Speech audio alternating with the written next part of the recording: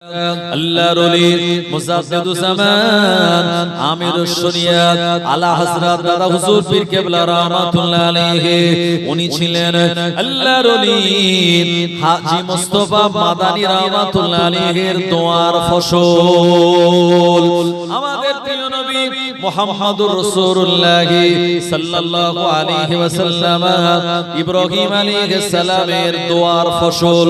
ইব্রাহিম নবীর বংশে আল্লাহ পাক আমাদের প্রিয় নবীকে প্রেরণ করেছিলেন।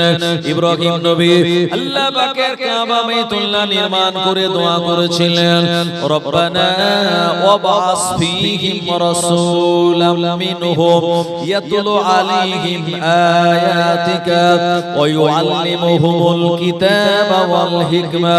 ওয়া আমার ভাইয়েরা, ইব্রাহিম আলাইহিস সালামের এই দোয়া আল্লাহ পাক কবুল করে নিয়ে আমাদের প্রিয় নবীকে ইব্রাহিম আলাইহিস সালামের বংশ থেকে এই দুনিয়া জমিনে প্রেরণ করেছিলেন। বিখ্যাত কুরাইশ বংশে হাশিমি গোত্রে আল্লাহর নবীর বংশ পরম্পরা যদি আপনি উপরের দিকে চলে যান, ইব্রাহিম নবী পর্যন্ত মিলে যাবে। জোরে বলুন সুবহানাল্লাহ। নবীজির আব্বার নাম আব্দুল্লাহ, আব্দুল্লাহর আব্বার নাম আব্দুল মুত্তালিব, আব্দুল মুত্তালিবের আব্বার নাম ছিল হাশিম, হাশিমের আব্বার নাম ছিল আব্দে মানাফ, আব্দে মানাফের আব্বার নাম কাব, কাবের আব্বার নাম কুসাই, তার আব্বার নাম মুররা, তার আব্বার নাম ফিহির, তার আব্বার নাম মালিক, তার আব্বার নাম গালিব, তার আব্বার নাম মান, তার আব্বার নাম আদনান, তানার আব্বার নাম ইসমাইল জবিহুল্লাহ, আর তানার আব্বা জানের নাম হলো ইব্রাহিম খলিলুল্লাহ। দাদা হুজুর রাহমাতুল্লাহ আলাইহির বংশ 6 পোস্টের দাদা হাজী মুস্তাফা মাদানী হুজুরের সঙ্গে মিলে যাবে, কারণ হাজী মুস্তাফা মাদানী হুজুরের দোয়ার ফসল হলো দাদা হুজুর রাহমাতুল্লাহ আলাইহি। জোরে বলবেন না সুবহানাল্লাহ। হাজী মুস্তাফা মাদানী যার নামে মেদিনীপুর শহর, এই মাদানীপুর থেকে মেদিনীপুর হয়ে গেল। আমার ভাইয়েরা, তো হাজী মুস্তাফা মাদানী হুজুর উনি ওনার দুই সন্তানের ভিতরে ছোট হযরত যিনি ছিলেন ওজিহুদ্দিন মুস্তাফা জানার নাম, উনি মায়ের পেট থেকে আল্লাহর ওলি ছিলেন। জোরে বলবেন না। নও হুজুর রাহমাতুল্লাহ আলাইহি যেমন মাদারজাদ আল্লাহর ওলি, মায়ের পেট থেকে আল্লাহর ওলি, তো হুজুরের যে ছোট সাহেবজাদা জানাকে ছোট হযরত জি বলা হতো, উনি এমন একজন আল্লাহর ওলি ছিলেন। আমার ভাইজানেরা, আল্লাহর ওলি হাজী মুস্তাফা মাদানী রাহমাতুল্লাহ আলাইহি ফুরফুরা শরীফের জমিনে তখন থাকেন।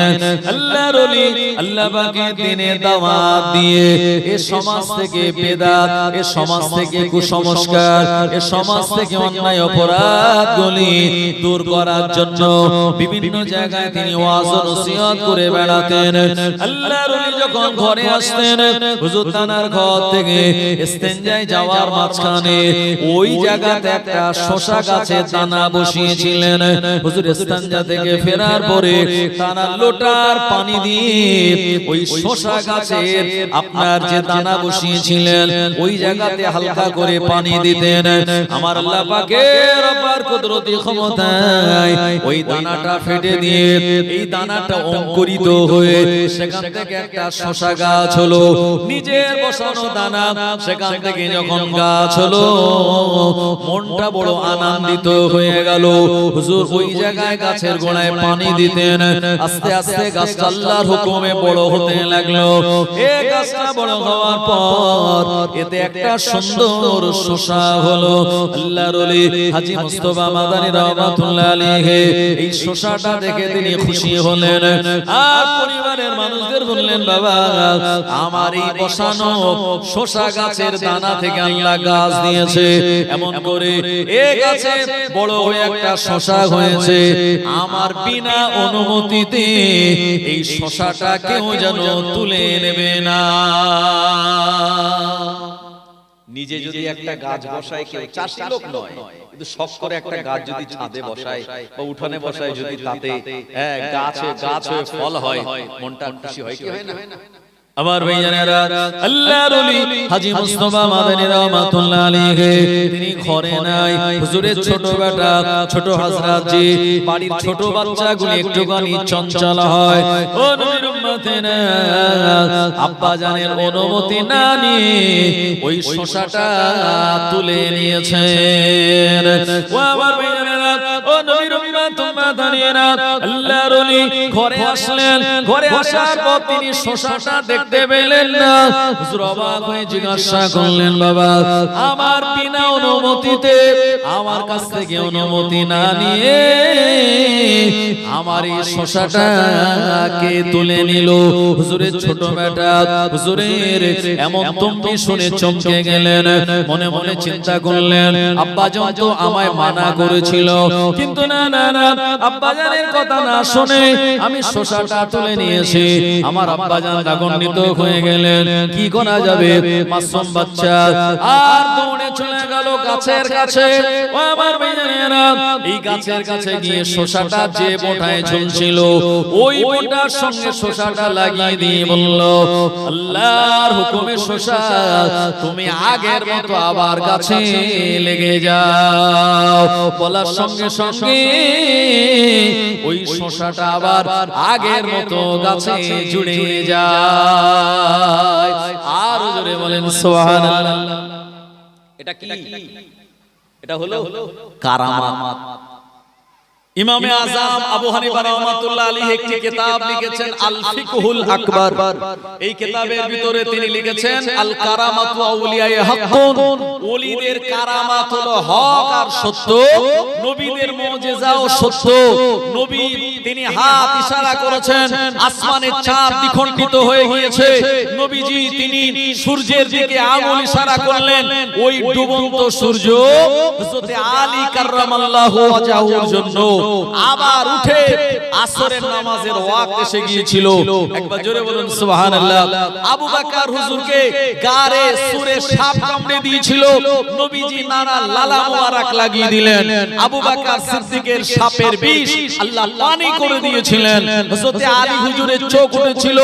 আমার ভাইয়েরা, খায়বারের ময়দানে সপ্তম হিজরিতে নবীজি আলী হুজুরের চোখ মোবারকে লালা তানা লুয়া মোবারক লাগিয়ে দিলেন। নবীজির লুয়াব লালা মোবারক লাগা সঙ্গে সঙ্গে আলী রাদিয়াল্লাহু আনহু চোখটা আল্লাহ ভালো করে দিয়েছিলেন। এগুলি হলো মুজিজা, নবীদের মুজিজা। কেউ যদি মুজিজা অস্বীকার করে তাহলে সে কাফের হয়ে যাবে, ঈমানই থাকবে না। আর কেউ যদি ওলিদের কারামাত অস্বীকার করে তাহলে সে ফাসিক হবে। আর ফাসিকের পিছনে ইমামতি, ফাসিকের পিছনে ইক্তেদাই তো বেহাজাল ইমাম বলে আমাদের মতো কারামাত বিশ্বাস করনে ওয়ালাদের জন্য জায়েজ হবে না। কি বলেন? যারা ফাসিক তারা কারা? যারা কারামাত অস্বীকার করে। যে ব্যক্তি এক মুষ্টির আগে দাড়ি কেটে নেয়, শরীয়তে তাকে ফাসিক বলে। এই ফাসিকের পিছনে যেমন ইমামতি করা, মানে তার ইমামতিতে নামাজ জায়েজ নয়, তো কারামাত ওলিদের অস্বীকারী যারা তারাও ফাসিক। তারা তাদের ইমামতিতে যারা কারামাত বিশ্বাস করে তাদের নামাজ হবে না। আমার ভাইজানেরা, জওয়ানেরা, যুবকেরা, শসা যখন লেগে গেল, আল্লাহর ওলি ছোট হযরত জি উনি ঘরে চলে আসলেন। আব্বাজানকে সে বলছে, আব্বাজান আপনি তম্বি করছেন, রাগ করছেন কেন? কি হলো? বলল, আমি মানা করেছিলাম শসাটা কেউ পারবে না, কিন্তু শসাটা কে তুলে নিয়েছে? ছোট হযরত জি বলছেন, আব্বাজান শসা তো গাছেই আছে। কোথায় আছে? গাছেই আছে। হুজুর বললেন, আমি তো দেখেছি গাছে নেই। বলল, আব্বাজান একবার গিয়ে দেখুন না, শসা গাছেই ঝুলছে। ছোট বলে আবার ভাইজানেরা, আল্লাহর ওলি হাজী মুস্তাফা মাদানী রাহমাতুল্লাহ আলাইহি ছোট সন্তানের কথা শুনে আবার হুজুর দ্বিতীয়বার গেলেন। যাওয়ার পর ওই গাছের দিকে লক্ষ্য করে দেখলেন, হা হা হা, ওই শসাটা আগের মতো আবার গাছেতেই ঝুলছে। আল্লাহর ওলি হাজী মুস্তাফা মাদানী রাহমাতুল্লাহ আলাইহি তিনি বুঝতে পারলেন, এর মাঝখানে যে ঘটনাটা ঘটলো এটা হলো কারামাত। আর এই কারামাত যে ঘটিয়ে দিয়েছে এটি হলো আমার ছোট বেটা। সুতরাং আমি আব্বা দুনিয়া জমিনে হায়াতে থাকার পরও আমার বেটা আমার সামনে কারামাত দেখায়, মানে বাপ সে বেটা बढ़ गया। হুজুরের মনে হলো আমি এখন হায়াতে, আমার সামনে কারামাত দেখাচ্ছে আমার বেটা। আর এই কারামাত যারা অস্বীকার করবে তারা তো ফাসিক হয়ে যাবে। তো আল্লাহর ওলি বুঝতে পারলেন আমার বেটা একজন আল্লাহর ওলি, পরিপূর্ণ দরজায় পৌঁছেছে। একই সঙ্গে আমরা দুইজন বাপ বেটা যদি কারামাত দেখাই তো মানুষের ঈমান গড়বড় হয়ে যাবে। হুজুর চিন্তা করলেন যে আমার বেটার এখন দুনিয়ায় থাকার সময় নয়, কারণ এক গ্রামে যদি এক পার্টি দুটো মেম্বার হয় ঝামেলা হবে কি হবে? জোরে বলে আবার ভাইজানেরা, হুজুর চিন্তা করলেন যে আমার এই বেটা এখন দুনিয়ায় থাকার সময় নয়। আব্বাজানের মেজাজটা জালালি মেজাজ হয়ে গেল। উনি রাগান্বিত হয়ে বললেন, এই বেটা যাও গোসল করো, গোসলের 3 ফরজ আদায় করো, ওযু মানা ওযু 4 ফরজ আদায় করো, নতুন জামা কাপড় পরো, ফুরফুরা শরীফে যে মাটির মসজিদ, এই মসজিদে চলে যাও, ওখানে গিয়ে 2 রাকাত আল্লাহর নামাজ আদায় করো, নামাজ পড়ে ওখানেই তুমি শুয়ে পড়বে। আমার ভাইজানেরা, ও নবীর উম্মতেরা, এই আব্বাজানের কথা মান্য করা হলো ফরজ। আব্বা আমার কথা মানা কি? আল্লাহ পাক কোরআনুল মাজিদে শুনিয়েছেন, ফালা তাকুল্লাহুমা উফিন ওয়ালা তানহারহুমা ওয়া কুল্লাহুমা কওলান কারীমা। তোমরা তোমাদের পিতামাতার সঙ্গে এমন আচরণ করো না, জবানে তারা উফ শব্দটা বার করে, ওয়ালা তানহারহুমা, তাদেরকে তোমরা ধমক দিও না, ওয়া কুল্লাহুমা কওলান কারীমা, আর তাদের সঙ্গে যখন কথা বলবে সম্মানজনক কথাবার্তা বলবে। ও নবীর উম্মতেরা, প্রিয় নবী আমার জানিয়েছেন, হুমা জান্নাতুকা ওয়া নারুকা, তোমার আব্বা মা তোমার জান্নাত, তোমার আব্বা মা তোমার জাহান্নাম।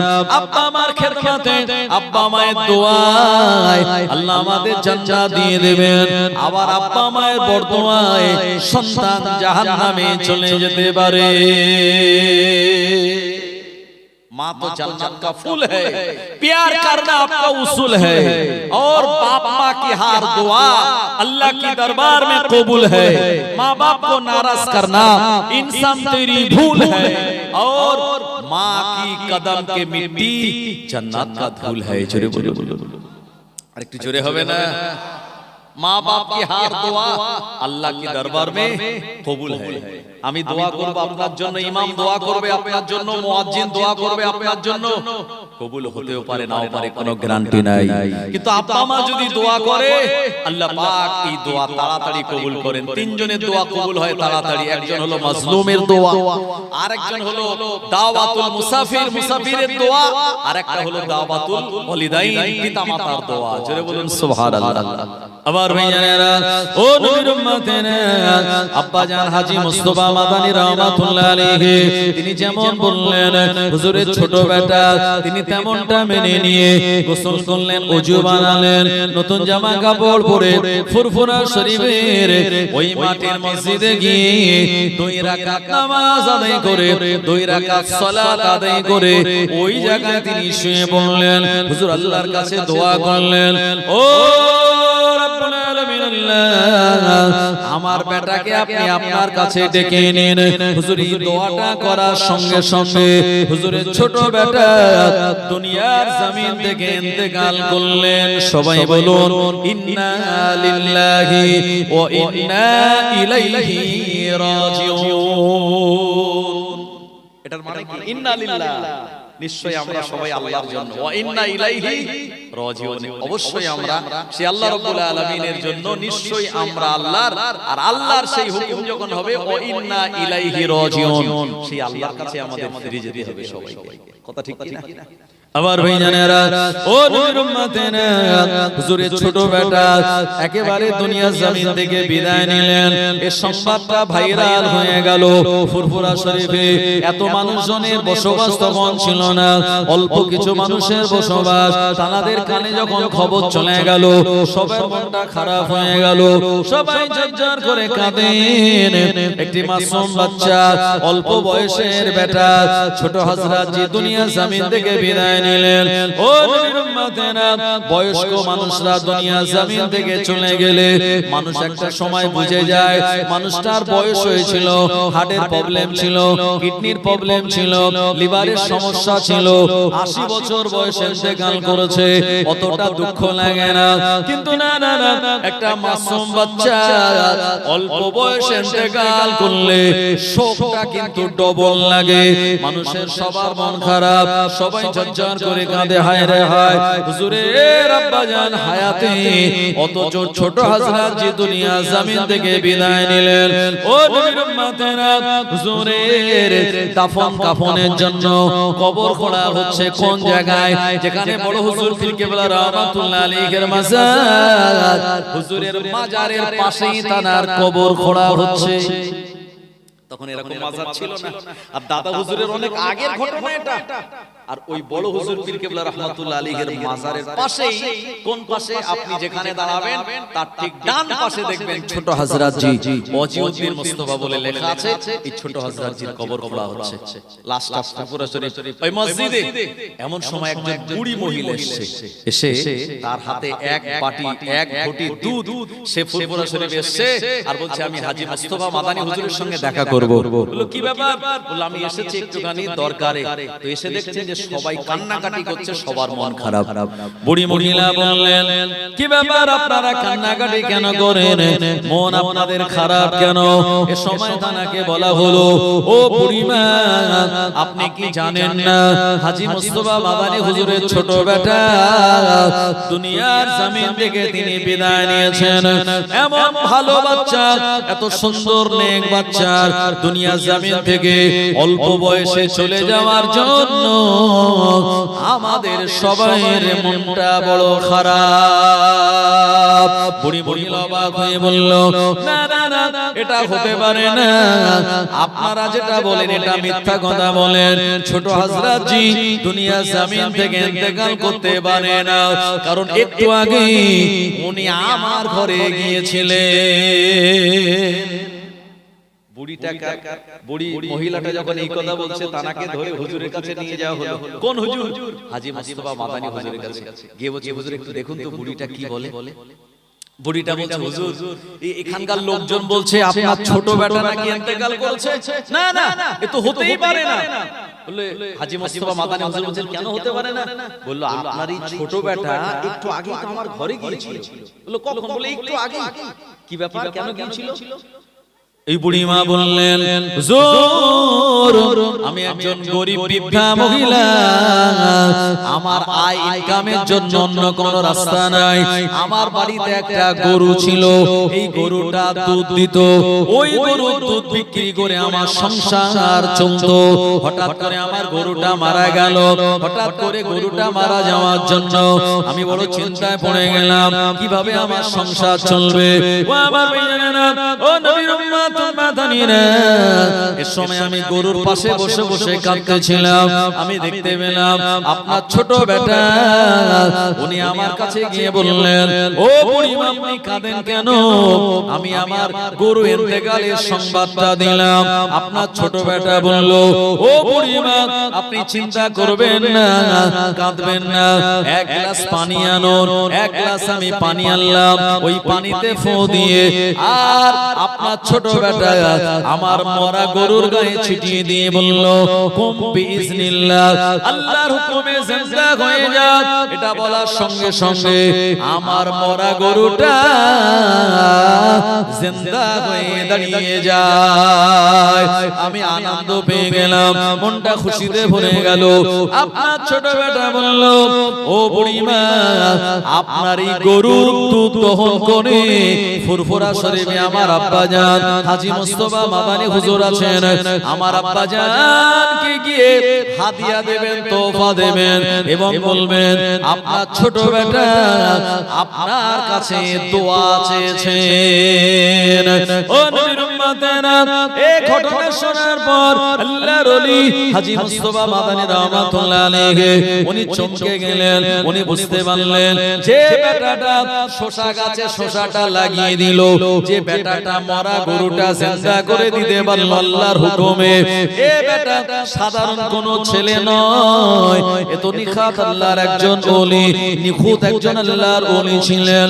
আল্লাহর ওলি হাজী মুস্তাফা মাদানী রাহমাতুল্লাহ আলাইহি তার হুশখানা ফিরে আসলো। হুজুর বুঝতে পারলেন আমার এমন বেটার জন্য মৃত্যুর দোয়া করাটা আমার ঠিক হয় নাই। হুজুর কাঁদতে লাগলেন। ছোট হযরত জিকে দাফন দেয়া হলো দাদা হুজুরের মাজারের ভিতরে।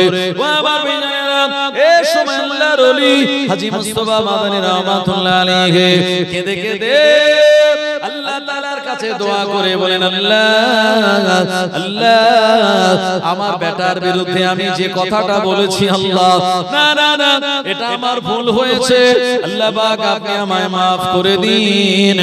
এমন বেটা দুনিয়ায় হায়াতে থাকলে অনেক মানুষকে শিরক থেকে সরিয়ে আনতে পারত, বিদআত থেকে মানুষকে ঘুরিয়ে আনতে পারত, দ্বীন ইসলামের অনেক কাজে লাগতো। ও রব্বুল আলামিন আল্লাহ এমন বেটা আপনি আমার পরিবারে আবার দান করুন। দিন যায় রাত আসে, রাত যায় দিন আসে, কেঁদে কেঁদে আল্লাহর ওলি চোখের পানিটা গড়িয়ে যায়। হুজুর একটানা 3 মাস কাঁদার পরে হাজী মুস্তাফা মাদানী হুজুরের দোয়া আল্লাহ পাকের দরবারে কবুল হয়ে গেল। নবীদের উপরে ওহী নাযিল হয়, আল্লাহর ওলিদের উপরে ইলহাম নাযিল হয়, ইলহামের মাধ্যমে স্বপ্নে তাকে জানিয়ে দেওয়া হলো, ও হাজী মুস্তাফা মাদানী তোমার দোয়া আল্লাহ পাকের দরবারে কবুল হয়েছে, তবে তোমার বেটার বিরুদ্ধে যদি তুমি এমনটা না বলতে, আমি আল্লাহ তোমার প্রতি আওলাদদের ভিতরে একজন করে মাদার জাদুনি বানাতাম। ও হাজী মুস্তাফা মাদানী তোমার এই দোয়া কবুল করে আল্লাহ পাক 6 পোস্টের পরে একজন নেক ওলি বান্দা বানাবেন। ও আমার ভাইজানেরা, ওই ওলির বংশে আমার আল্লাহ আবারো মাদারজাত একজন ওলি দান করে দেবেন। আল্লাহর ওলি হাজী মুস্তাফা মাদানী রহমাতুল্লাহ আলাইহির দোয়ার ফসল হলো ফুরফুরা শরীফের মুজাদ্দিদুজ্জামান। জোরে বলুন, হাজী মুস্তাফা মাদানী হুজুরের দোয়ার ফসল হলো ন হুজুর পীর কেবলা রাহমাতুল্লাহ আলাইহি মাদারজাত আল্লাহর ওলি। জোরে বলুন সুবহানাল্লাহ। দাদা হুজুরের টোটাল স্ত্রীর সংখ্যা হলো 8 জন। কজন? 8 জন, কিন্তু একই টাইমে 4 জনের বেশি স্ত্রী রাখা যায় না। একই টাইমে 4 জনের বেশি রাখা যায় না। তো দাদা হুজুর রাহমাতুল্লাহ আলাইহির এই স্ত্রীগুলি যখন ইন্তেকাল করছিলেন, তো দাদা হুজুর আবারো বিবাহ করেছিলেন। এভাবে তিনি 8 জন তানার স্ত্রী ছিল। মোটামুটি দাদা হুজুর রাহমাতুল্লাহ আলাইহির টোটাল সন্তানাদির সংখ্যা হলো এই 8 জন স্ত্রীর গর্ভ থেকে সন্তানের আগমন ঘটেছিল 38 জন। কত জন? 38 জন, মানে 38 সন্স এন্ড ডটার্স। আবার ভাইজানেরা, কিন্তু আমরা তো চিনি 5 জনকে, বড় হুজুর কেবলা মুফতি আযম মিসলা হুজুর রাহমাতুল্লাহ আলাইহি, সেই যে হুজুর নওয়াব হুজুর ছোট হুজুর, আর হুজুরের আর সন্তানগুলি ছোটবেলায় তারা সব ইন্তেকাল করতেছিলেন। আবার ভাইজানেরা, আল্লাহর ওলি ফুরফুরা শরীফের মুজাদ্দিদুজ্জামান আমার ভাইজানেরা তিনি 93 বছর হায়াত পেয়েছিলেন। কোন কিতাবে এসেছে আল্লাহর ওলি মুজাদ্দিদুজ্জামান এই 93 বছর জিন্দেগিতে 2 বার তিনি হজ করেছিলেন। একবার হজ করলেন বাংলা 1309 সালে, হুজুর কিবলা তিনি মক্কাতুল মুকাররমায় চলে গেলেন। হজের মধ্যে ফরজ আছে 3টি, নির্ধারিত মিকাত পার হওয়ার আগে ইহরাম পরা। দ্বিতীয় ফরজ হলো তাওয়াফে জিয়ারাত। হজের 3 নম্বর ফরজ হলো আরাফাতের ময়দানে 9 জিলহজ উকুফে আরাফা করা। ও নবীর উম্মতেরা, আল্লাহ নবী জানিয়ে দিলেন আল্লাহ পাকের প্রথম কাবা বাইতুল্লাহ দর্শন করে যে দোয়া করা হয় আমার আল্লাহ ওই দোয়াটা কবুল করে নেন। মাকামে ইব্রাহিমে 2 রাকাত ওয়াজিব নামাজ পড়ে যে দোয়া করা হয় ওই দোয়াটা আল্লাহ পাকের দরবারে কবুল হয়। হাজরে আসওয়াদ জান্নাতি পাথর, এই পাথরে চুমা দিয়ে যখন দোয়া করা হয় আল্লাহ পাক দোয়াটা কবুল করে নেন। হাতিমের মধ্যে 2 রাকাত নামাজ আদায় করে মিজাবে রহমত মানে কাবা বাইতুল্লাহ ছাদের যে নালা, এই সোজাসুজি দাঁড়িয়ে দোয়া করলে আল্লাহ পাক ওই দোয়াটা কবুল করে নেন। রুকনে ইয়ামানির কোনায় গিয়ে দোয়া করলে আল্লাহ পাক দোয়াটা কবুল করে নেন। ও নবীর উম্মতেরা, নবী আমার জানিয়ে দিলেন আল্লাহ পাকের কাবা বাইতুল্লাহ যে কালো গেলাপ, এই গেলাপ গেলাম ধরে যদি দোয়া করা হয় আমার আল্লাহ ওই দোয়াটাও তিনি কবুল করে নেন। বাংলা শামের পীর মুজাদ্দিদুজ্জামান আমিরুশ শরিয়াত আলা হযরত দাদা হুজুর পীর কেবলা রাহমাতুল্লাহ আলাইহির ছোটবেলায় সন্তানাদি যখন ইন্তেকাল করতেছিলেন আল্লাহ পাকের কাবা বাইতুল্লাহর গেলাম ধরে আমার আল্লাহ পাকের কাছে দোয়া করে বললেন, ও রব্বুল আলামিন আল্লাহ, আমি আবু বকর আল্লাহ আপনি আমায় সন্তান দান করে দেন, কিন্তু ছোটবেলায় একা করে সবাই বিদায় নেয়, আল্লাহ আমার সন্তানকে আপনি লম্বা হায়াত দিন। মুজাদ্দিদুজ্জামানের দোয়া আমার আল্লাহ পাকের দরবারে কবুল হয়ে গিয়েছিল। আল্লাহর ওলি বাংলা 1309 সালে হজ পাক থেকে ফিরলেন। আমার আল্লাহ পাক এক বছর পর তানার ঘরে সন্তান দিয়েছিলেন, পুত্র সন্তান। আল্লাহর ওলি মুজাদ্দিদুজ্জামান ওই সন্তানের নাম রেখে দিলেন আব্দুল হাই। হাইয়ুন মানে হলো চিরঞ্জীবী, আরবিতে আইন বাদাল আব্দুল মানে হলো গোলাম। যে আল্লাহ রাব্বুল আলামিন হাইয়ুন, সেই হাইয়ুনের বান্দা আব্দুল হাই মুজাদ্দিদুজ্জামান তানার বড় বেটার জন্য কাবা বাইতুল্লাহর গেলাফ ধরে দোয়া করেছিলেন। এই কারণে মুজাদ্দিদুজ্জামানের সম্মুখে বড় হুজুর পীর কেবলা রাহমাতুল্লাহ আলাইহি হুজুর কেবলা যখন ঘুরে বেড়াতেন ছোটবেলায় আল্লাহর ওলি মুজাদ্দিদুজ্জামান বলতেন, ও বাবা আমার মুহিব্বিনেরা, আমার এই বেটাটা হলো আমার আল্লাহর কাবা বাইতুল্লাহর গেলাফ ধরে দোয়া চাওয়া বেটা। কাবা বাইতুল্লাহর গেলাফ ধরে দোয়া চাওয়া বেটা আমার বড় সাহেবজাদা আব্দুল হাই। আল্লাহ পাক তাকে কাইয়ুমুজ জামান করেছিলেন, সুবহানাল্লাহ। তারপরে আমার আল্লাহ মুজাদ্দিদুজ্জামানের ঘর আলোকিত করে এই বাংলার উজ্জ্বল নক্ষত্র মুফতি আযম মেজলা হুজুরকে এই দুনিয়ার জমিনে পাঠিয়েছিলেন। কবে? 1906 সালে। জোরে বলেন সুবহানাল্লাহ। কত জোরে চিল্লাচ্ছেন আমার ভাইজানেরা। কত মেজলা হুজুর রাহমাতুল্লাহ আলাইহি দুনিয়াতে আগমন করলেন কত সালে? 1906 সালে। আর দুনিয়া থেকে বিদায় নিলেন 2002 সালে। আমি তখন ফুরফুরা শরীফে পড়ি। আমার ভাইজানেরা, জানার নামাজে জানা যায় 40 লক্ষ মানুষের সমাগম হয়েছিল। জোরে হবে না? আমার ভাইজানেরা, ও নবীর উম্মতেরা, মুফতি আযম মেজলা হুজুর পীর কেবলা রাহমাতুল্লাহ আলাইহি আল্লাহ পাক তাকে বিরাট বড় জেহেন শক্তিওয়ালা করেছিলেন। মুজাদ্দিদুজ্জামান তার জন্য দোয়া করেছিলেন স্পেশাল ভাবে, ও রব্বুল আলামিন আল্লাহ, আপনি আমার এই সন্তানকে ইলমে লাদুন্নি দান করুন। আল্লাহ পাক আপনি আমার এই সন্তানকে ইলমান নাফিয়া দান করুন, উপকারী ইলম দান করুন। মুজাদ্দিদুজ্জামানের দোয়া আল্লাহ পাকের দরবারে কবুল হয়ে গেল। ও আমার ভাইয়েরা, মেজলা হুজুর পীর কেবলা রাহমাতুল্লাহ আলাইহি এত বড় জেহেন শক্তিওয়ালা ছিলেন। ওনার সামনে যখন আজিজুল মুক্তাদি দেওয়া হতো, ওই কিতাবটা একবার পড়ে তিনি মুখস্থ করে ফেললেন। ইলমের নাহু দেওয়া হলো, হুজুর কেবলা মুখস্থ করে ফেললেন। হেদায়েতুন নাহু, কাফিয়া, সারে জামি, মুক্তাসার দেওয়া হলো। এই কিতাবগুলি হুজুর তিনি মুখস্থ করে ফেললেন। হেদায়েতুল হিকমাত দেওয়া হলো, মান্তিকের কিতাব দেওয়া হলো, ইলমে আরুজের কিতাব দেওয়া হলো। ও নবীর উম্মতেরা, যত রকমের আপনার নাহু সরফের কিতাব আছে সব কিতাবগুলি হুজুরের মুখস্থ ছিল। শুধু তাই নয়, আফালে কুলুব হুজুরের মুখস্থ ছিল, হরফে জার হুজুরের মুখস্থ ছিল, ইসমে মৌসুলা হুজুরের মুখস্থ ছিল। ও নবীর উম্মতেরা, এমন কি হেদায়েতুন নাহু আরবি কিতাব, এই কিতাবটা হুজুরের আরবিতে মুখস্থ ছিল। ও নবীর উম্মতেরা, সিরাজি নামক ফারায়েজের যে কিতাব আল্লামা সিরাজউদ্দিন আখি রাহমাতুল্লাহ আলাইহি, এই কিতাবের মুসান্নিফ মালদা সাদুল্লাহ পড়ে জানার মাজার আছে।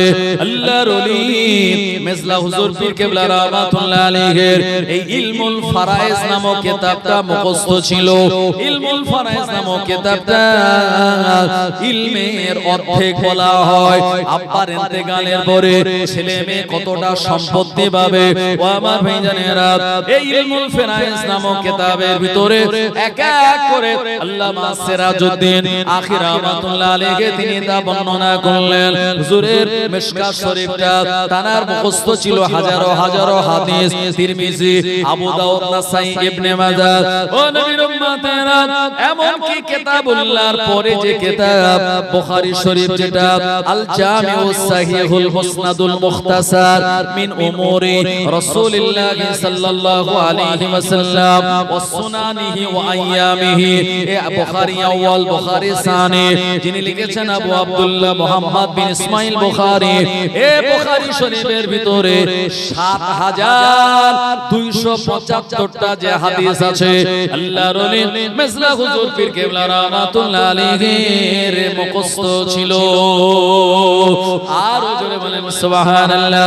ও নবীর উম্মতেরা, যে হাদিস তিনি একবার পড়তেন, এই হাদিসটা তিনি ভুলে যেতেন না। আমরা যারা আলেম ওলামা, ওয়াজ ও নসিহতে আমরা শুধু মতন বলি, কিন্তু না না না, আমরা সনদ বলি না। সনদ হলো রাবীদের নাম। একটি হাদিস বুখারী শরীফে বর্ণিত হওয়ার আগে অসংখ্য রাবীদের নাম যেটা লম্বা করে লেখা আছে, এটাকে হাদিসের পরিভাষায় সনদ বলা হয়। কোন হাদিসের কোন সনদ?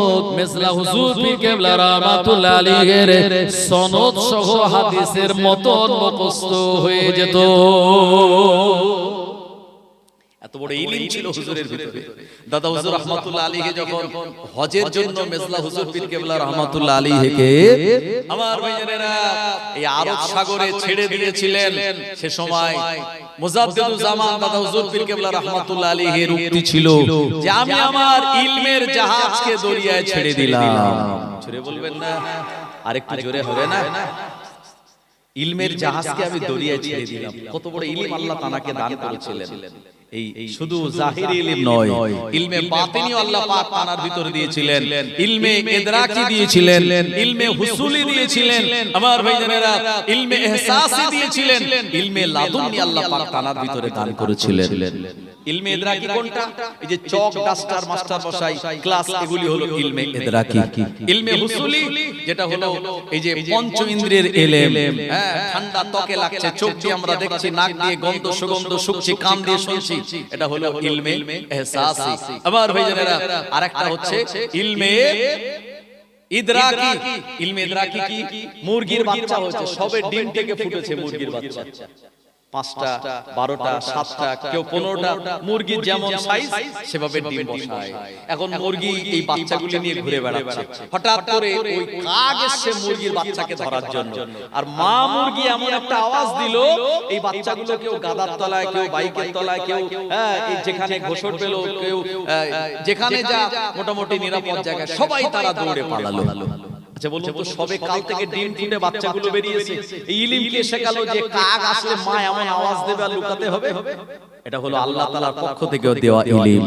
সবে গরুর বাছুর হয়েছে, ও 2-4 ঘন্টা পরে উঠে দাঁড়িয়ে মায়ের পেটের তলায় যেখানে স্তন আছে, বাট আছে, সেখানে মুখ দিচ্ছে। ও কি করে জানে যেখানে মুখ দিলে দুধ পাবো? এই আল্লাহ তাআলার পক্ষ থেকে ইলম।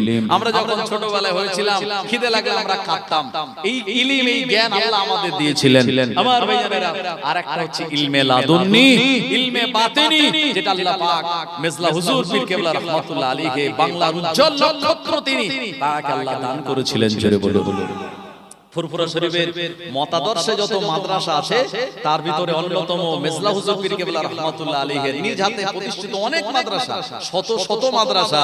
তার ভিতরে আমাদের উত্তর 24 পরগনার ভিতরে শ্রেষ্ঠতম মাদ্রাসা হলো তেতুলিয়া আবু জাফরিয়া সিদ্দিকিয়া খারেজিয়া মাদ্রাসা। কথা ঠিক কি না? মেজলা হুজুর রাহমাতুল্লাহ আলাইহি বলেছেন, এটি আমার মাদ্রাসা, এই মাদ্রাসায় যারা দান করবে তাদের জন্য আমি আবু জাফর আমি দোয়া করব। জোরে বলো। এইজন্য আজও আপনার 28শে ডিসেম্বর এই যে তেতুলিয়া মাদ্রাসার যিনি সেক্রেটারি সাহেব জনাব আলহাজ মাওলানা তাজাম্মুল হোসেন সাহেব সুফি সাহেব, উনি আমার সঙ্গে কথা বলেছেন কয়েকদিন আগে। কথা হলো, উনি বলছিলেন যে একটু প্রচার করবেন আমাদের তেতুলিয়া মাদ্রাসার ইসালে সওয়াব হলো এই যে কদিন 16ই ফাল্গুন রোজার মাসে পড়বে, আর এই কটা বছর ওই 28শে ডিসেম্বর তেতুলিয়া মাদ্রাসা ইসালে সওয়াব। আর এই তেতুলিয়া মাদ্রাসা হলো একেবারে খাঁটি একটা মাদ্রাসা। কথা ঠিক কিনা? ফুরফুরা সিলসিলার হুজুর কেবলারা যেভাবে আঙ্গুল ইশারা করে করেন এই মাদ্রাসা ঠিক সেভাবেই চলে। আরো ফুরফুরা সিলসিলা নামে অনেক মাদ্রাসা আছে, ওই মাদ্রাসা থেকে দেখা গেল অনেকে পড়াশোনা করে বা অনেকে সেই মাদ্রাসাতে তার লেখাপড়া করে, কিন্তু ওই মাদ্রাসা থেকে পড়াশোনা করে অনেকে হুজুরদের বিরুদ্ধে স্টেজে উঠে ওয়াজ করে, আছে না নাই? হ্যাঁ, কিন্তু তেতুলিয়া মাদ্রাসা সম্পূর্ণ স্বতন্ত্র আলাদা একটা মাদ্রাসা। এই মাদ্রাসায় আজকে যে হুজুর আসছেন তারা আরো সব ভাইরা এই সালে সবে তারা একদম শেষ পর্যন্ত থাকেন এবং এই মাদ্রাসার জন্য জান প্রাণ দিয়ে তারা খেদমত করেন। জোরে বলুন সুবহানাল্লাহ। আমার ভাইজানেরা, ও নবীর উম্মতেরা, আল্লাহর ওলি মিসলা হুজুর পীর কেবলা রাহমাতুল্লাহ আলাইহিকে আল্লাহ পাক আমাদের জন্য বড় দরওয়াজার বড় ইলম ওয়ালা মানুষ করেছিলেন। ও আমার ভাইজানেরা, তানার লিখিত একটি কিতাব মুজাদ্দিদুস জামানের নির্দেশে তিনি লিখেছিলেন। এই কিতাবের নাম হলো আল মাওজুআত। আল মাওজুআত এই কিতাবের নাম। আপনি যখন ফুরফুরা শরীফে যাবেন এই কিতাবটা আপনি নিয়ে আসবেন। কিতাবটা হুজুর লিখে গেলেন, আপনার মতভেদী মাসলা সমূহের মীমাংসা হুজুরের সাহেবজাদা লিখলেন। ও আমার ভাইজানেরা, আল মাওজুআত কিতাবের ভিতরে হুজুর সুন্দর করে কোনগুলো জাল হাদিস, কোনগুলি নকল হাদিস আল্লাহর নবী বলেন নাই, অথচ সমাজের মানুষেরা এই কথাগুলিকে তারা হাদিস বলে মানে। আল মাওজুআত নামক একটি কিতাব লিখে তিনি সুন্দর করে স্পষ্ট করে দিয়েছেন। কারণ প্রিয় নবী আমার জানিয়েছেন, মান কাযাবা আলাইয়া মুতাআম্মিদান ফালইয়াতাবাউ মাকআদাহু মিনান নার। আল্লাহর নবী জানিয়ে দিলেন, আমি রাসূলুল্লাহ আমি যে কথা বলিনি, আমার নামে মিথ্যা বানোয়াট রচনা করে মানুষের সামনে কেউ যদি বলে বেড়ায়, ওই ব্যক্তিটা তার ঠিকানাটা জানো মাকআদাহু মিনান নার, আল্লাহর জাহান্নামের ভিতরে করে নিল। ও নবীর উম্মতেরা, আলেম ওলামা যাতে মাওযু হাদিস না বলে, আলেম ওলামা যাতে জাল হাদিসগুলি তারা জানতে পারে, আল্লাহর ওলি মিসলা হুজুর রাহমাতুল্লাহ আলাইহি আল মাওজুআত নামক কিতাব লিখে আমাদের চোখ খুলে দিয়েছেন, আমাদের ঈমানের একটা খোরাক দিয়ে গেলেন।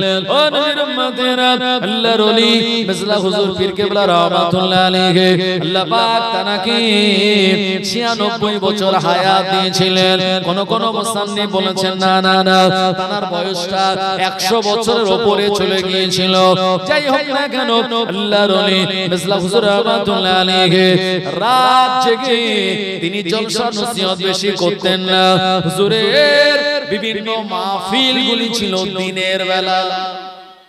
হুজুর বলতেন, বাবা ওয়াজআল্লাহ লাইলা লিবাসা, রাতকে আল্লাহ বানিয়েছে আরামের জন্য, ওয়াজআল্লাহ নাহারা মাআশা, দিনকে বানিয়েছেন রুজি উপার্জনের জন্য।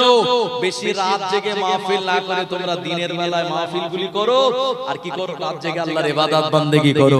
তাহলে ফজরের সময় তোমাদের নামাজও কাজা হবে না, আর ঘুম নষ্ট হলে পরের দিন শরীরটাও আমাদের দুর্বল দুর্বল থাকে, সেটাও হবে না। এজন্য মথুরাপুরে, গুমার পাশে মথুরাপুরে একটা হুজুরের নিজ হাতে প্রতিষ্ঠিত ইসালে সওয়াব, আজও সেই মেজলা হুজুর পীর কেবলা রাহমাতুল্লাহ আলাইহির ইসালে সওয়াব দিনের বেলাতেই হয়। তেতুলিয়া মাদ্রাসার এত বড় ইসালে সওয়াব হুজুর দিনের বেলা করে গিয়েছেন বলে আজও সেখানে দিনের বেলা ইসালে সওয়াব হয়। অসংখ্য হুজুরের হাতে প্রতিষ্ঠিত নদিয়া জেলায় আছে এরকম ইসালে সওয়াব দিনের বেলায় হয়। মালদা জেলাতে আছে, দিনের বেলায় মাহফিলগুলি হয়। হুজুর এই দিনের বেলা মাহফিল করার পক্ষে ছিলেন। সুবহানাল্লাহ।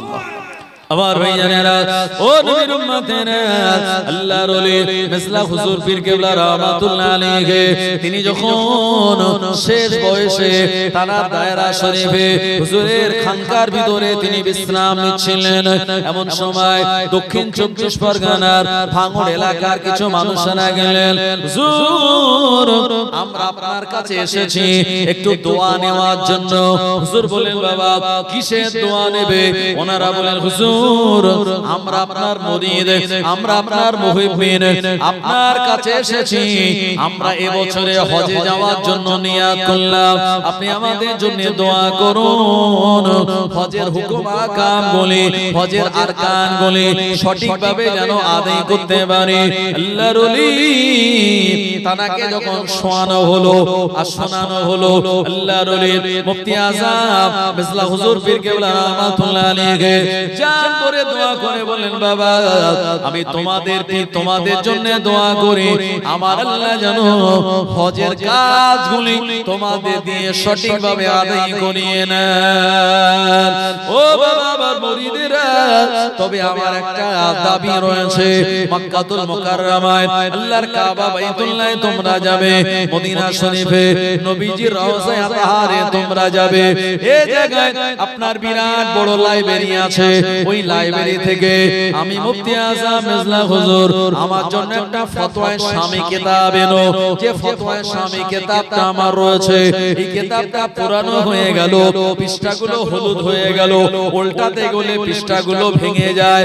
আমার জন্য এই মক্কা শরীফ থেকে ফতোয়া শামী একটা কিতাব এনো। হুজুর এই কথাটা বললেন, মুরিদ মুহিব্বিনরা বিদায় নিলেন। ও আমার ভাইজানেরা, মক্কাতুল মুকাররমায় গেলেন, হজ করলেন, আল্লাহর কাবা বাইতুল্লাহ জিয়ারত করলেন। এরপরে মদিনা শরীফ থেকে ফিরে আসার আগে হুজুরের জন্য ওই কিতাবখানা নিলেন। 40-41 দিন পরে ঘরে আসলেন, হুজুরের সঙ্গে দেখা করার জন্য ফুরফুরা শরীফে রওনা দিলেন। আল্লাহর ওলি মেজলা হুজুর পীর কেবলা রাহমাতুল্লাহ আলাইহি সময় হুজুর চোখে কম দেখতেন। ও আমার ভাইজানেরা, মুহিব্বিন গণেরা গিয়ে বলেন হুজুর আমরা এসেছি আপনার মুরিদ, আপনার মুহিব্বিন, আমরা হজে গিয়েছিলাম, হজে যাওয়ার আগে আপনার কাছ থেকে দোয়া চেয়ে নিয়ে গিয়েছিলাম। হুজুর আপনি আমাদের কিতাব আনার জন্য বলেছিলেন, এই কিতাব এনেছে হুজুর, এই কিতাব আপনি গ্রহণ করুন। আল্লাহর ওলি ইলমওয়ালা মানুষ ছিলেন, কিতাবের কথা শুনে মনটা তানার ভরে গেল। আমরা যারা ওয়াজ করে বেড়াই, আমাদের যদি অনেকের বলা হয় একটু নেড়া আরবি পড়ো দিনি, আপনার আল মুখতারাত এই কিতাবটা একটু পড়ো দিনি, আপনার হুজ্জাতুল্লাহিল বালেগা এটা একটু পড়ে মানে করো দিনি, যদি বলা হয় বিসমিল্লাহ তারকিব করো, তো আমরা অনেকে হয়তো পারবো না, কথা ঠিক কি না?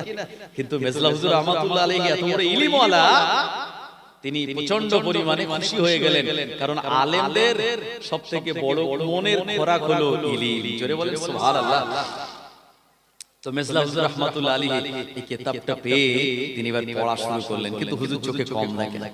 আমার ভাইজানেরা, ও নবীর উম্মতেরা, হুজুর যখন কিতাবটা খুলে পড়া শুরু করলেন, হুজুরের একজন খাদেম খানিকক্ষণ দেখার পরে বললেন, হুজুর আপনি তো চোখে দেখতে পান না, হুজুর বেয়াদবি মাফ করুন, এই কিতাবটা আপনি কেমন করে পড়তেছেন, পৃষ্ঠা উল্টে উল্টে। হুজুর প্রথমবারে কোনো জবাব দিলেন না, আবারও দ্বিতীয়বারে বললেন, হুজুর বেয়াদবি মাফ করুন, হুজুর আপনি তো চোখে দেখতে পান না, এই কিতাবটা আপনি কেমন করে বলেন। আল্লাহর ওলি মেজলা হুজুর পীর কেবলা রাহমাতুল্লাহ আলাইহি বলেছিলেন, ও আমার খাদেম শুনে রাখো, আমি আবু জাফর, আল্লাহ পাক আমার বাহ্যিক দুটো চোখের পাওয়ার কমিয়ে দিল, আমার ইলমে বাতিনির পাওয়ার কমিয়ে দেয় নাই, আমি ইলমে বাতিনির চোখ দ্বারা এই ফতোয়া শামী কিতাবটা পড়তে লেগেছি। আরো জোরে বলেন সুবহানাল্লাহ। ও নবীর উম্মতেরা, চোখে আলো নাই, চোখে পাওয়ার নাই, অত চোখে তা পড়তেন ইলমে বাতিনি চোখ দ্বারা। তাই আমাদের যারা পীর ও মুর্শিদ, তারা শুধু এই দুনিয়ার চোখ না নন, আল্লাহ পাক তাদের ইলমে বাতিনি দান করেছিলেন। কোন কবরের পাশে দাঁড়িয়ে গেলে ওই জায়গায় যদি কাশফুল কবর সবক আমাল করতেন, আল্লাহর ওলি মেজলা হুজুর পীর কেবলা রাহমাতুল্লাহ আলাইহি তিনি বুঝতে পারতেন ওই কবরবাসীর হালাত কি। ও আমার ভাইজানেরা, এজন্য আল্লাহর ওলিরা যে এলাকায় ভ্রমণ করে, আল্লাহর ওলিরা যে এলাকায় পা রাখে, ওই এলাকার মানুষের কপাল শুধু জিন্দাদের ভালো নয়, বরঞ্চ মুর্দাদেরও কপালটা খুলে যায়। আল্লাহর ওলিরা ওই এলাকায় পা রেখে ওয়াজ নসিহত করে যখন আল্লাহ পাকের দরবারে দোয়া চান, আল্লাহর ওলিদের দোয়া কবুল করে নিয়ে আমার আল্লাহ ওই এলাকার মানুষদের আযাবে কবর থেকে নাজাত দান করে দেন। একজন আলেমের খাতিরে একজন আল্লাহর ওলির খাতিরে 40 দিন পর্যন্ত কবরের আযাব আল্লাহ পাক maaf করে দেন। আর জোরে বলেন সুবহানাল্লাহ।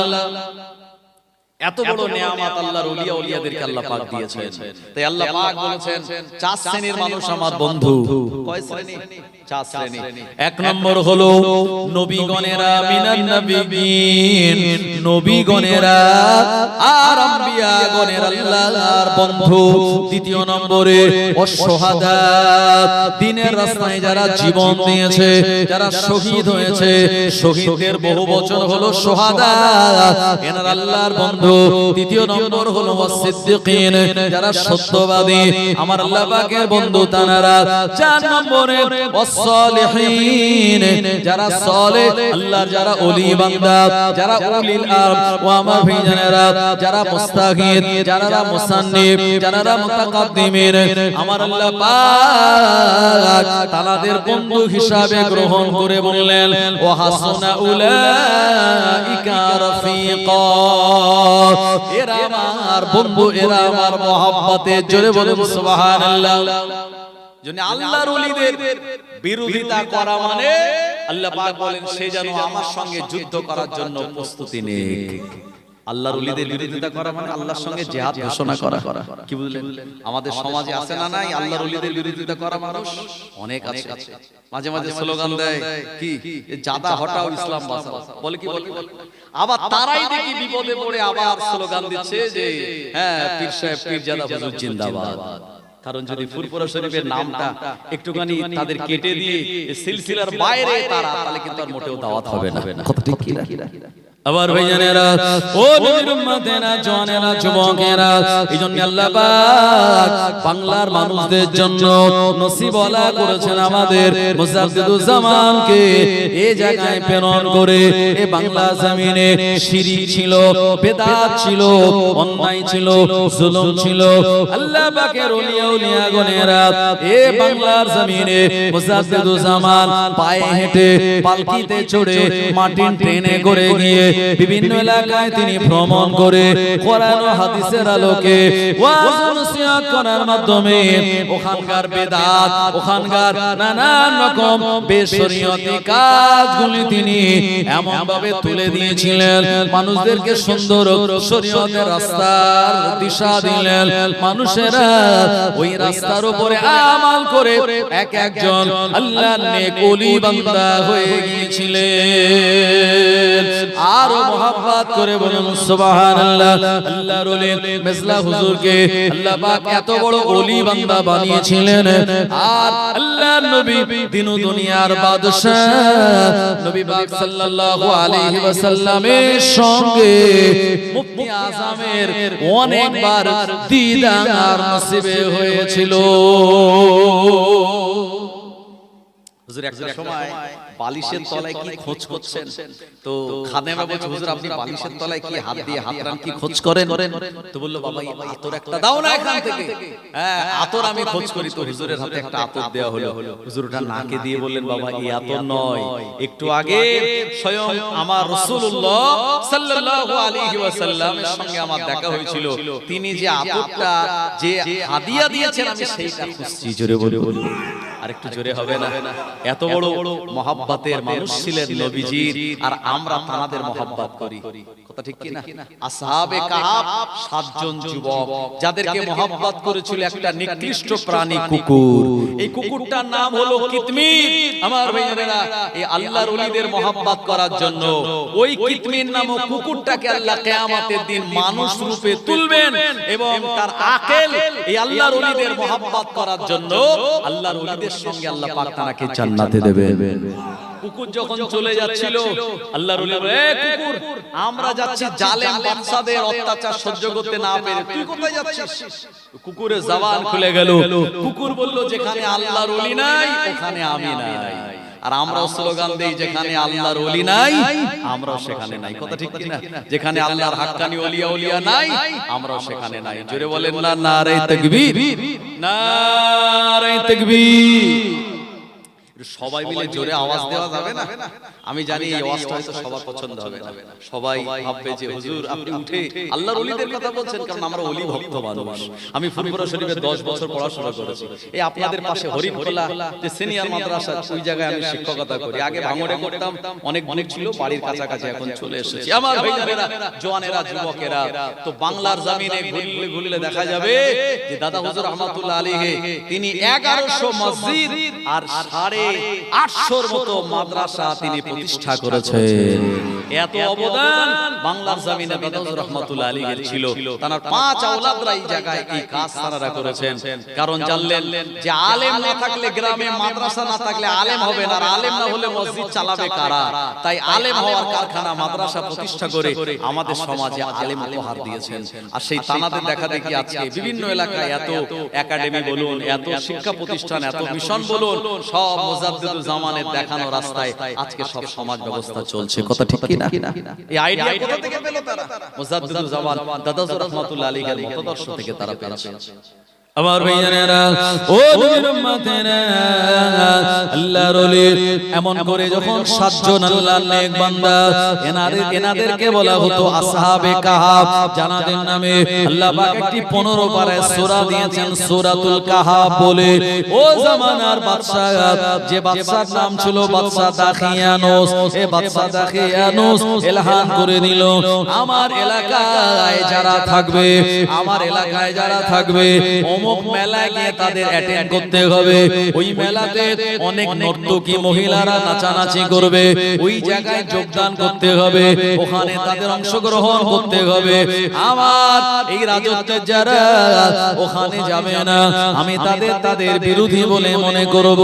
ও নবীর উম্মতেরা, জালিম বাদশা নবী ঈসা আলাইহিস সালামের ইন্তেকালের পরের এই ঘটনাটা, ও আমার ভাইয়েরা, ঈসা আলাইহিস সালামের উম্মত ছিলেন তারা। জালিম বাদশা যখন এলান করে দিয়ে ওই এলাকায় বিরাট মেলা বসিয়ে দিল, ওই জায়গায় সবাইকে যাওয়াটা বাধ্যতামূলক করে দিল।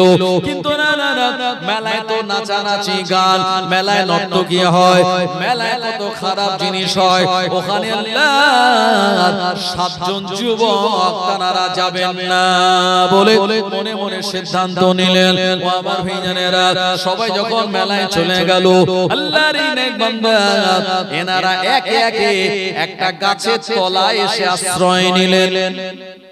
গাছের তলায় এসে আশ্রয় নিলেন, আর কেউ কাউকে চেনে না। তো সবাই যখন একটা গাছের তলায় আশ্রয় নিয়েছে, সে বলছে আরেকজনকে যে কি ব্যাপার আপনি এখানে? তো বললাম আমরা ওই মেলায় যাওয়ার বিরোধী, কারণ মেলায় যাওয়া চলে, আমাদের চলে না। এই যে শীতকাল পড়েছে মানে কত মেলা হয়, এই হারোয়ার মেলা হয়, ওই কাজীপাড়ার মেলা হয়, কত মেলা হয়, এইসব মেলায় যাওয়া আমাদের জন্য জায়েজ নয়। আর মেলার জিলিপি বাদাম খাওয়াও আমাদের জন্য জায়েজ নয়। আমরা রাস্তা দিয়ে যাচ্ছিলাম, হঠাৎ করে এই মেলা যেখানে নাগরদোল্লা, যেখানে ড্যান্স হাঙ্গামা হচ্ছে, ওখানে জিলিপি বিক্রি হচ্ছে, বাদাম বিক্রি হচ্ছে, আপনি পকেট থেকে টাকা দিয়ে কিনে এনে বাড়ি চলে এসে খালেন, না না, এটা চলবে না।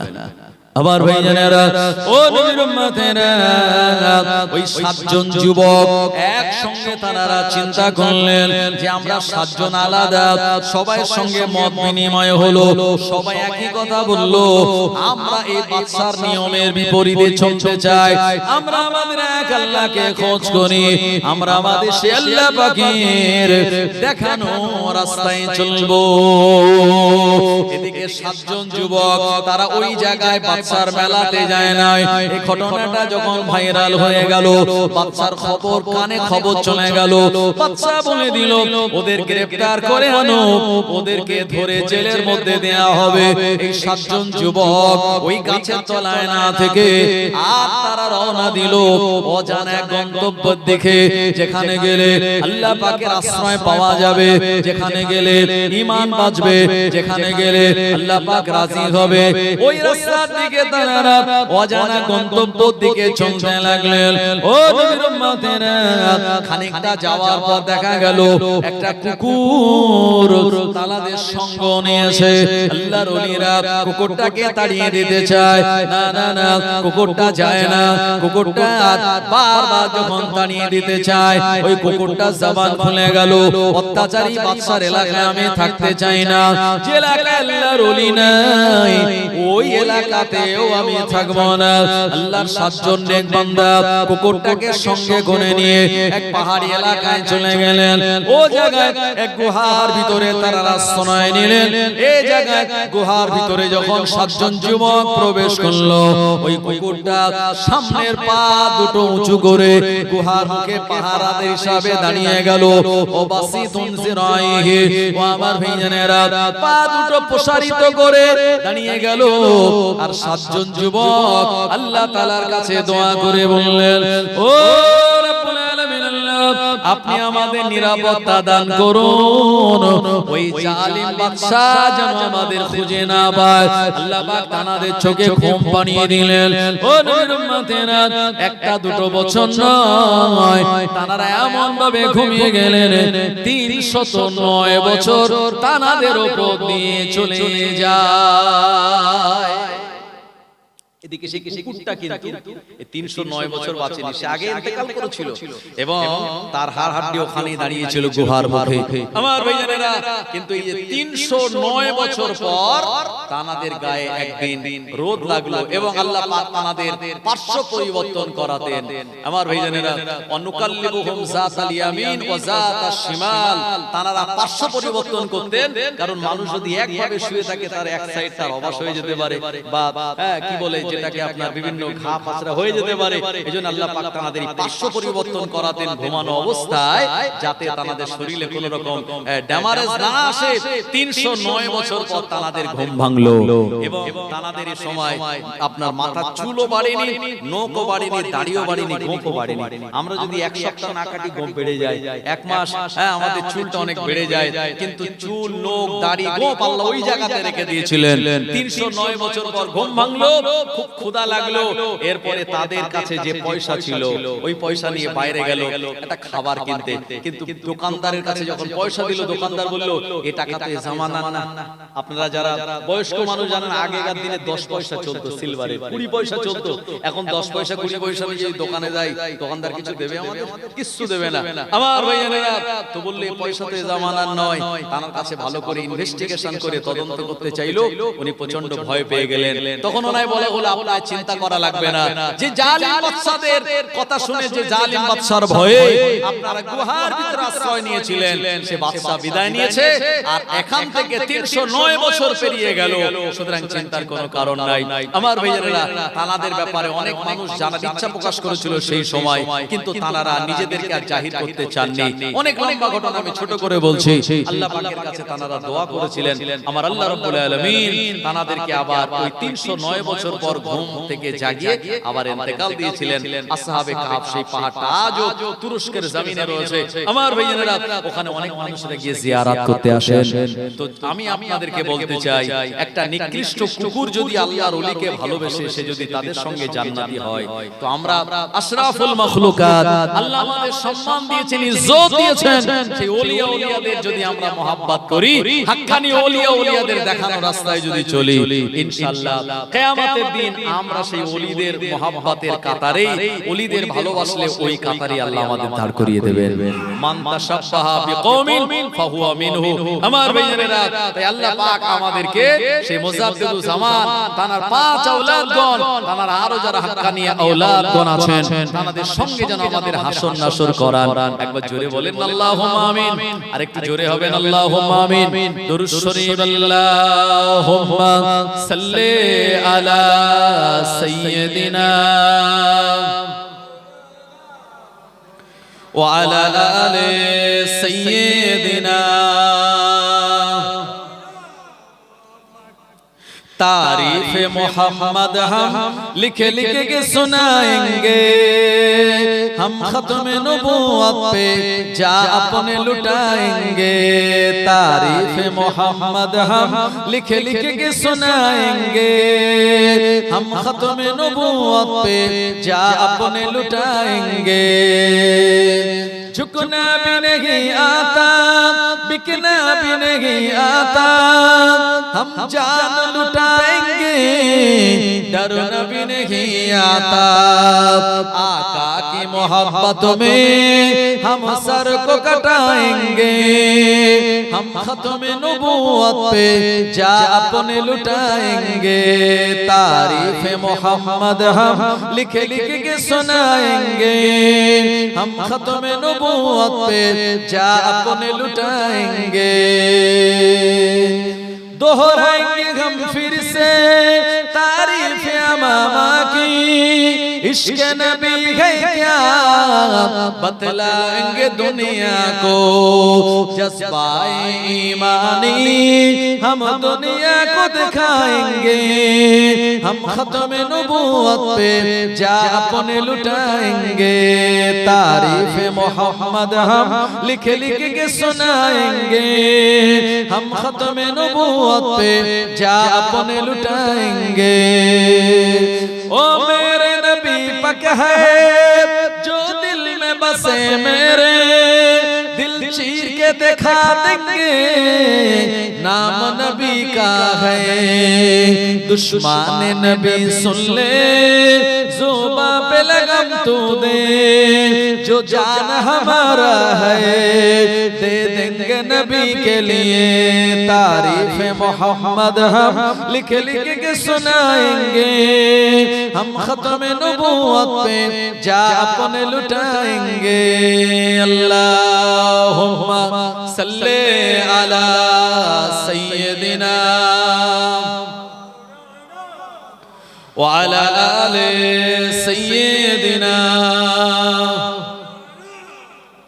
আমার ভাইজানেরা, জওয়ানেরা, যুবকেরা, মুজাদ্দিদুজ জামানের 5 জন আওলাদকে আল্লাহ পাক 5 রকম সুগন্ধের ফুল করেছিলেন। কথা ঠিক কি না?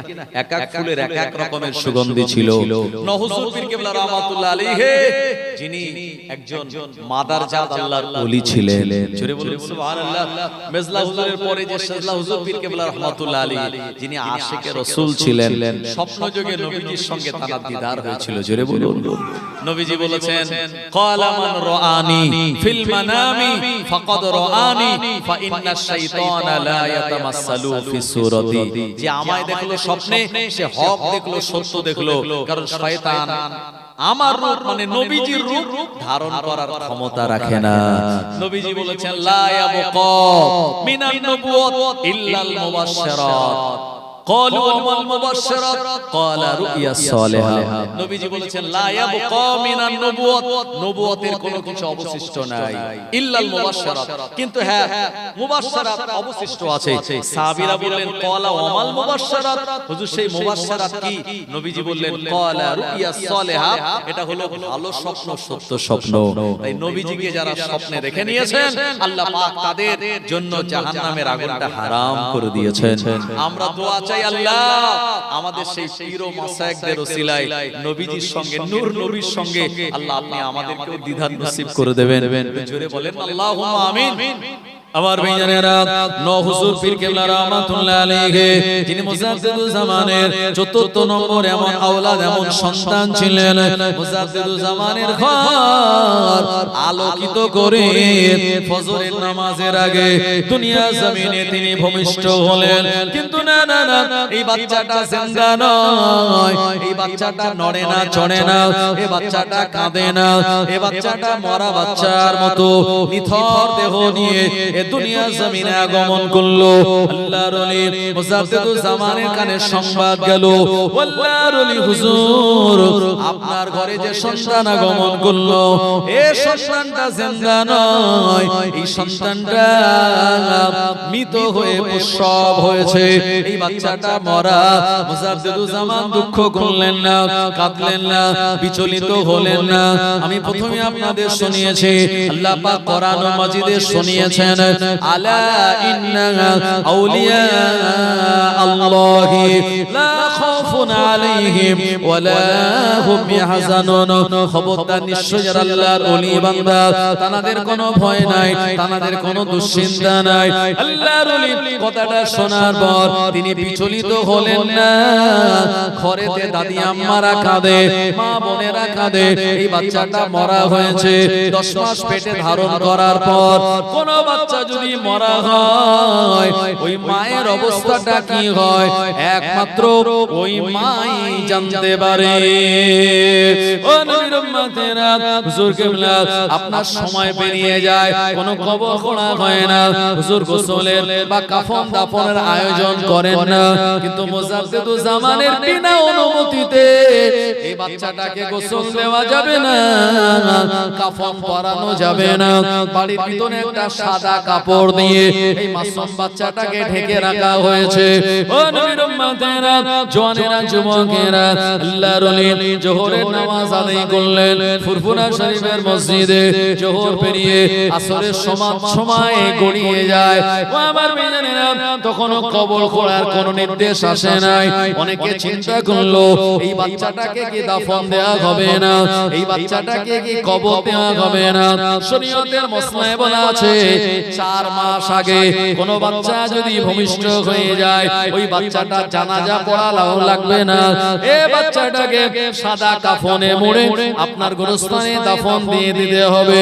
কিন্তু 4 মাস পর মায়ের পেটের বাচ্চাদের জান এসে যায়। এই বাচ্চাটা মরা হোক বা জীবিত, আমার ভাইজানেরা, আপনার 4 মাস পরে যদি কোনো বাচ্চা মায়ের পেট থেকে আপনার জীবিত হওয়ার পর ইন্তেকাল করে বা মরা বাচ্চা হয়, ও বাচ্চাটা জানাজা নামাজ আদায় করতে হবে। কারণ জানাজা নামাজ হলো ফরজে কিফায়া, যেটা 4 তাকবীরের সঙ্গে আদায় করা লাগে। ও আমার ভাইজানেরা, কিন্তু না না না না, হুজুরের জন্য কোনো জানাজা নামাজ এবং কবর খোঁড়ার কোনো আয়োজন করা হয় না। আসরের সময় হয়ে গেল, ফুরফুরা শরীফের মাটির মসজিদ আজও আছে না নাই?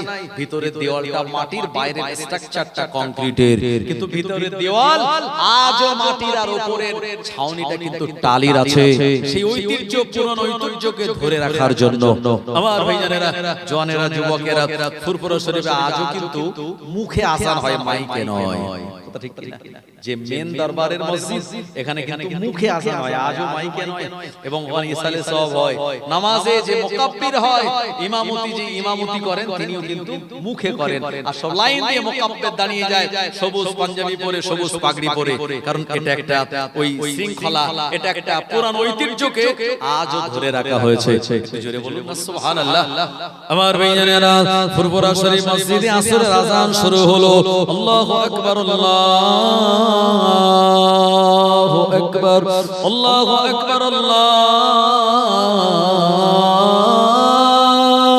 আকবার।